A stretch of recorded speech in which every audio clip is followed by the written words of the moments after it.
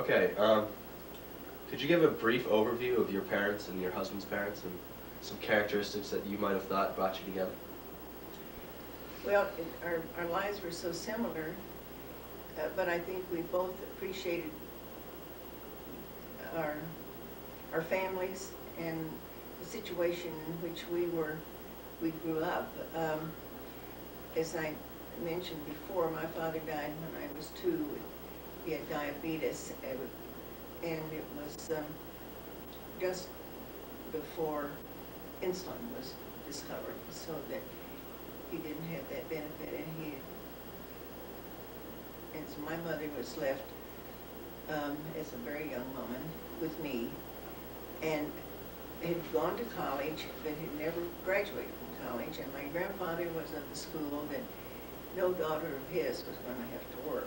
So she was completely untrained except as to be a delightful hostess, and which she was. And so at one point she'd been a member of Zeta Tau Alpha sorority in college, and so as a little girl, she went and was house mother for the Zetas, not too far from my grandmother's house where we had lived. And so I was there as a little girl in this lovely big old house that is still standing and still beautiful there, about 2-3 blocks from where my grandparents were. And so then from there she worked at the Boston store and did very well. And then she was asked to take over as director of the Women's Residence Hall. So that's where I grew up, really, was on the campus of the University of Arkansas. And to me, Cornell is my home, and I am so devoted to the university because it was a wonderful opportunity. It was like a family. I felt so close to the other people that were working for her and with her, and then there were several of the faculty that lived there because of the fact that it was depression, and the cotton crop had failed, and so the school was quite small. This was in like from 1930 on to when I graduated in 1938, and as a result, you'd have marvelous dinner table conversations with Miss Galbraith, who was head of the art department, and somebody else who was head of the English department, and they would cite all these. Another Miss Yater would come over and bring me lists of books that I should be reading, you know, like Vanity Fair. I mean, not the abridged editions, but the real thing.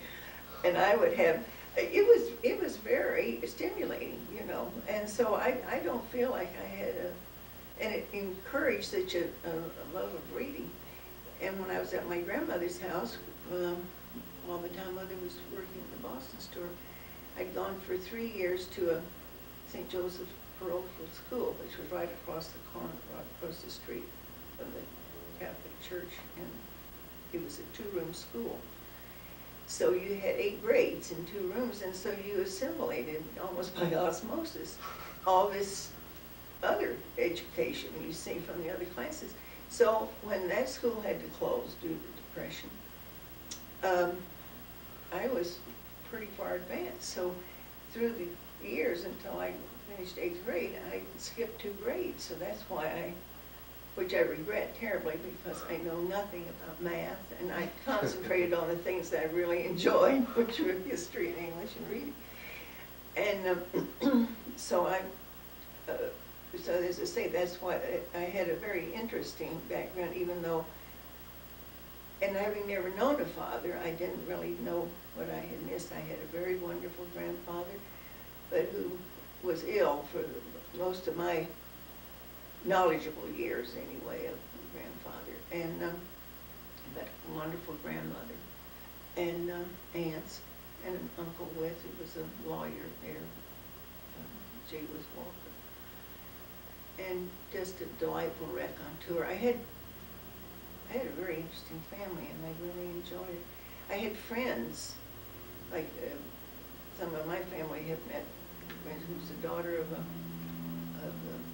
dean of College of Arts and Sciences, and he was a Shakespearean scholar, Dr. Jones, and it was fascinating to be at his house. So I feel like I had a very delightful upbringing. But then, and in college, I was very active. I was my senior year, I nearly killed myself. I was president of Pi Phi. I was president, sophomore year, was president of Pi Kappa, which was the honorary women's journalism. I was president of Panhellenic, and I was the first woman to be business manager of the Arkansas Traveler, which came out twice a week, and I had an editor who was very ambitious to be the encouragement of, and inspiration for building the first student union at the university, which they did the next year. But I had to sell an awful lot of advertising and to pay for all his things. But that was, but I also had to have that so I could go to Chicago, and because I knew eventually I would have to take care of my mother, and I didn't want to get married, didn't have anybody at that point that I wanted to spend the rest of my life with. And it was a very unsettling time. It was depression, and it was, you heard all the rumblings of war, you know, at that time. George had come down, as I say, he had to stay out of school, high school for a year, so he graduated much later. And then his father was so sick, and he came down, and he stayed with a cousin and with his aunt and uncle and another cousin from the Italian that stayed there too. He graduated from New York University and was a copy chief with Sears Roebuck. And that's how and then we met at Weeboats and went on from there. Okay. What was a typical day like for you as a child? Well, it depends on where I was, I guess. I can remember being at my grandmother's through those years. It was very lonely because my grandfather was elderly and ill, and I spent a great deal of time. I loved dolls, and I used to make a lot of doll clothes and learn to sew by myself and read.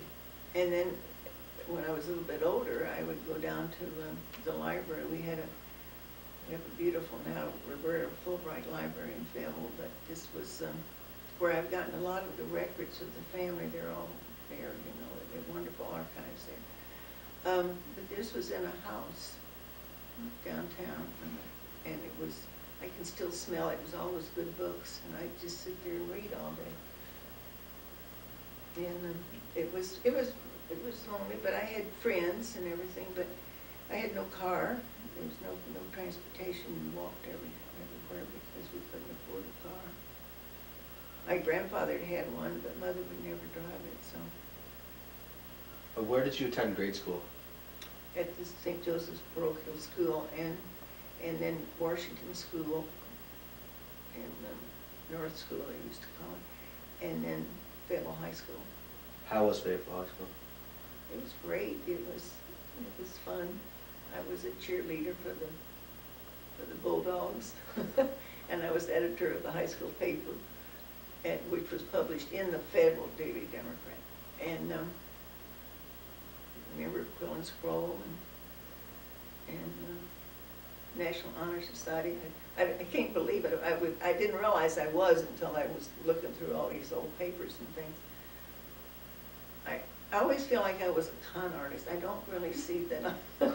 I don't know how.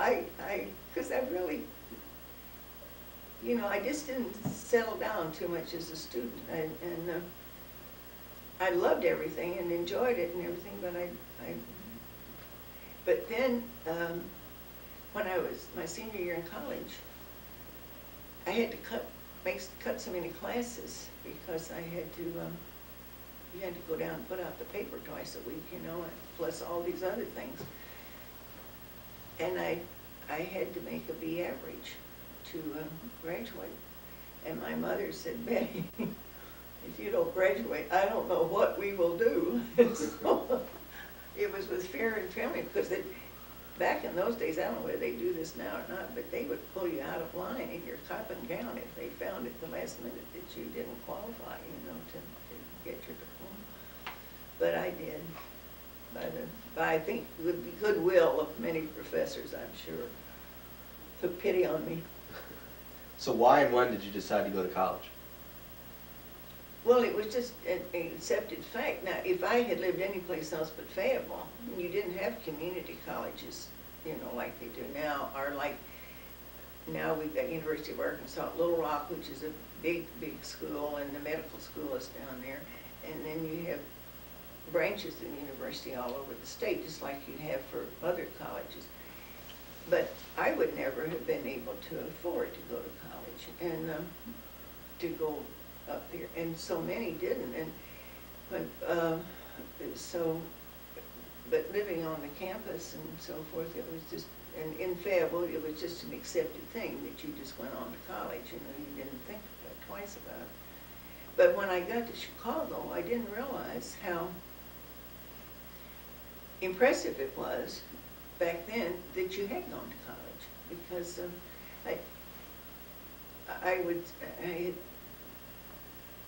this is sort of digressing, but I think it shows how important it was that you did have a college education even back then. I was staying at this Rita Club when we first went up. I didn't even have a place to stay when I went to Chicago. And I just called up and they had a room, and this was down off of Ashland Avenue and on Jackson Boulevard. So I started out to Weebost. It was the first place I went to hunt for a job, and fortunately that was their headquarters. I mean, everything sort of fell into place. And I went to the personnel office and I left a resume and applied, and they said, oh, we just don't have any openings at all.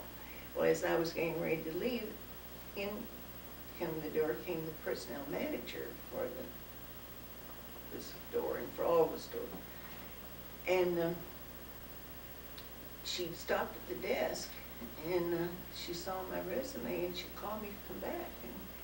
And I think she was so appalled that here was this 20-year-old from Fayetteville, Arkansas, up there in Chicago, looking for a job, that she thought, I got to do something for her. She's far from home. You had a college education. And with a college education. So there wasn't anything in the advertising department, but there was in the merchandising. So, which was great, because as my merchandise manager used to say, I don't know how you think you'd go up and write advertising if you haven't been down there and sold the merchandise and got a feel for it. How are you going to be able to tell people what to buy if you don't know anything about it yourself? So college was important even back then. As you said, you decided to go to Chicago after college. Why the sudden trip north after spending your whole life in the South? Well, because I had an aunt and uncle who lived in Evanston, and all my cousins had gone to Northwestern and graduated from Northwestern. And all the Putnams. And I had visited in Evanston several times. And when I was 5, I went to Pi Convention up there in Edgewater Beach. And it was just, to me, it was just the most wonderful place in the world. It still is. I just love it dearly. And so that was my one great ambition. And I knew that that would be the only place that I would have an opportunity to get any kind of work that might provide a future. And I would never take anything in the world for those years. And it was, you're on your own, and except that the first time I was there, and Mother was with me, and I just arrived in Chicago. I was in Marshall Fields, which is the big department store there, and I was sitting on the mezzanine and sitting there and thinking, alone at last, I'm here on my own and in Chicago, and I don't have. I really had a village, as Hillary would say, around me in Fayetteville, because since I lost my father, and everybody looked after me, you know. And a lot of the fathers of the boys that I knew who had no daughters, would take me to the Lions Club luncheons, you know, and all this kind of thing as their daughter. So I was really very protected and so forth. So I thought, here I am. And I felt this tap on my shoulder. And I looked up. He said, well, Betty Barnes, what in the world are you doing here? And it was the Dean of Women, who was this very close friend of my mother's from University of Arkansas. And she lived in Monmouth, Illinois, so she had been up this. That taught me that you know, do the straight and narrow for the rest of your life, because you never know who's going to be popping up beside you. So it was interesting. Okay, in Chicago, you met your future husband, George Unsworth Messner. Yeah. How did you meet him? In front of an elevator. No, we were working in the same general offices. He was doing advertising, production, and merchandising, and I was doing the same thing. And we met. He was, at that time, there was about 3 or 4 students from Northwestern who were interning there. They were working on their masters at Northwestern, and he was going with one of the girls from there very seriously. But I also had my friends, very close friends, from Arkansas. So it started out as a very, you know, friendly relationship. Okay. But we. Oh, go on. But we never stopped talking. You know, we enjoyed visiting with each other very, very much. And this time, the Second World War was going on, right? It was starting. Okay. It's in 39, and then 40, and then 41 was when Pearl Harbor happened, and that's when we got into it. But in the meantime, it was all there, and we were sending supplies to England and everything. I've got some, I'll tell you about this later. So what was the effect of the war on your relationship? Well, I hate to say this, but it made it possible that we got married. How so? Because at that point, he was still trying to finish school, and there just was no money, and there was just no anything, and you just didn't know how in the world, I guess. But then when he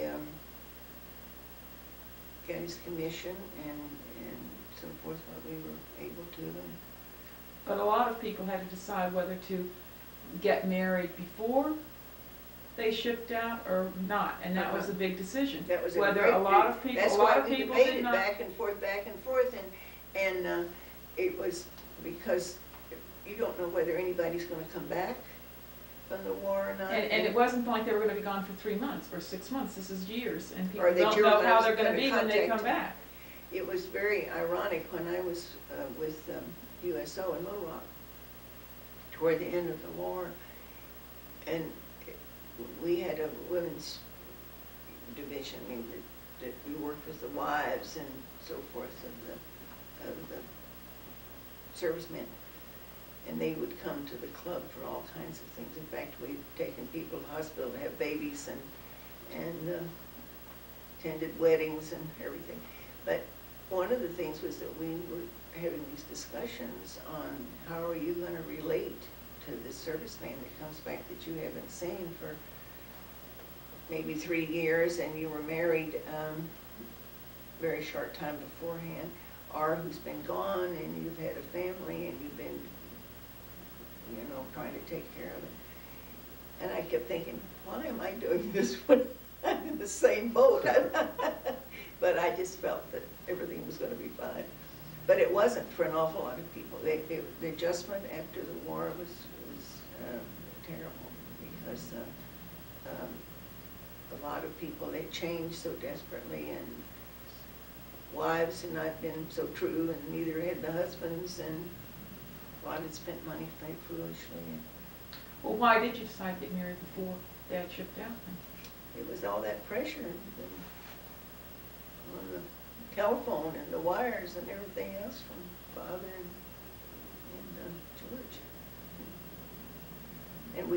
And I just thought, well, I'd rather be, it would look like an awfully lonely, long life without him, even if it was so short.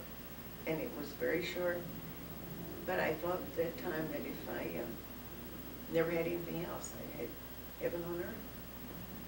And we were very much in love. And I think he felt the same, as you can read his letters, and my letters. And it lasted, I'll have to say, it lasted until the day he died. I remember when he was on his, really, I guess it was his deathbed in the hospital with cancer. And the doctor said, I can't believe you've been staying here all this time with him and doing all this. I never could make that oncologist realize. And I said, I love him dearly. George spoke up and he said, yeah, she loves me. Okay, what do you consider to be your first home as a wife? First permanent home as a wife? First permanent or well, I'll tell you what was our first home, and we were thrilled to death with it, was George was separated from the Army. He could have gone on, but it meant going to Japan maybe and all that kind of thing. He had been captain at this point for a year or more, and decided to go back to the University of Michigan to school. So he was separated at Fort Sheridan, Illinois, and we were able to get into Michigan because he was separated in September of '45, and the semester didn't start until October, I think it was. So that made our decision, and we went to Ann Arbor. And the only housing that we could find, because you see all these soldiers were coming back, Navy men, and they were going on back to college, because a lot of them had to be interrupted. And we found this room in this house on Greenwood Avenue in Ann Arbor. And the store that we bought from was right behind that big stadium of Ann Arbor. But we had, this was our first place in Ann Arbor. It had an icebox out in the hall. And it had to go downstairs to the bathroom and to take showers and so forth. We had a hot plate. We had a linoleum rug. And we had curtains that you pulled where the bed was over on the other side. But we were so thrilled. And so all we had, we went to the PX in Fort Sheridan, and we got a couple of sheets and a couple of Navy blankets. They didn't have Army, Navy blankets. And this, I've still got a copy of this fork. I still got those forks. They were like lethal weapons, but they, you didn't have silver and stuff then. We hadn't gotten our silver or anything at that point. So that's what we had. But we had our first Thanksgiving was there. And George, who always felt that you should have flowers and that you have things, his one quotation constantly, all his life, was, "The thing of beauty is a joy forever." And he made life a joy forever. He went to this florist. We didn't have two nickels to rub together. And on this, like a board, it was a lovely board, was this beautiful harvest arrangement with flowers, chrysanthemums, and fruits and so forth. And here in this one room, we had this lovely Thanksgiving arrangement, But that held true to the day he died. And you can see in all the pictures, everybody has flowers. Mm-hmm. He would send me flowers from overseas. He would order them through the Red Cross, and I had gardenias, I had things, and then at Easter time, all the children, the boys would have boutonnieres. He just loved it. He loved nice things, and he brought back beautiful linens from Italy with our monogram from Bellini's. He was doing tablecloths for Mussolini's daughter, Mrs. Ed Ciano, and it was very. Yeah, we can stop with flip tapes now. You want something else now? Well, it goes on to, well, when did you first decide to have children? You don't decide. The good Lord sends them. We never decided. We had, you can read some of his letters from overseas in which he was talking about, you know, having a Mary and a Michael and a Mary. Michael. Yeah. That's all he talked about, a Michael and a Mary. And having our home and everything. And then eventually, when we were in Ann Arbor, he would just hunt and find and do, and of course he would, that's why I made him such a good supply officer, because he could do all these things. But we got this, half of this house that had been redone. During the war, you see, there was no building going on at all. There was no cars, there was no nothing, because you lived on food stamps, and you could only buy a certain amount of this and amount of that. So there was no building, but this Mr. Zahn had taken this house down by the railroad tracks and made a duplex out of it and an apartment upstairs. And he, I guess, apparently sat on his trail. So we had this little apartment. And they said, there's only one train a day going past here, but they didn't count all the freight trains that went by. But when Mary was born there, it was great entertainment for her to hear the trains and look at the trains going by. But we loved it. We entertained there like we were living in the mansion. We had a lot of good friends at Michigan. He made Probably a change tape. Yeah, we should switch tapes now. How did it change as children started to appear in your household? Oh, it was wonderful. It was wonderful. Mary was born in Ann Arbor. Let's be honest. It was. The two things that my husband and I had always dreamed of was having a home of our own. It didn't make any difference what it was, but neither one of us had ever lived in a house that we could call our own, you know, or that you felt free in other words. He had grown up in his grandmother's house because his mother had died when he was so young, and his father had moved there. And it was the same, so that was wonderful. And then neither one of us had any brothers or sisters left, and so to have a family was just the most wonderful thing in the world, just the gifts from God. And he was so proud of everybody, and I was too. And he was gone a great deal when we were in Ann Arbor. Then he was offered this position with Microswitch in Freeport, Illinois, and there was no housing there either. So for 3 months or more, I was in Ann Arbor with the baby, and he was in Freeport. And you didn't call and you didn't commute like they do now. You know, they don't pick up the phone and telephone or anything. So that's why I've just got volumes of mail, because they were 2.5 years overseas, and then all this time when he was here, there, and yon, you know. And so then when we were in Freeport, like George came, and then Ann, and it was that point that he had with Microswitch, he had what they called the unassigned territory, and everything from Minneapolis to Miami, and which meant that he was away an awful lot of the time. But then he loved the South, having been there in North Carolina during the war. You know, it was his first time to be in the North. I mean, be in the South. So he managed to make Microswitch aware, because they thought there was nothing down beyond Mason-Dixon but shrimp boats and cotton bales. I remember that was their expression. So he opened the first office for Microswitch, and that was in Chattanooga. So we moved down there when Ann was just a baby. She was like 2 months old, and she was in a basket. And we stopped in Chicago, and it was all by train, you know, and on down to Chattanooga. And that was our first real house. We had this brand new, not much building going on even then.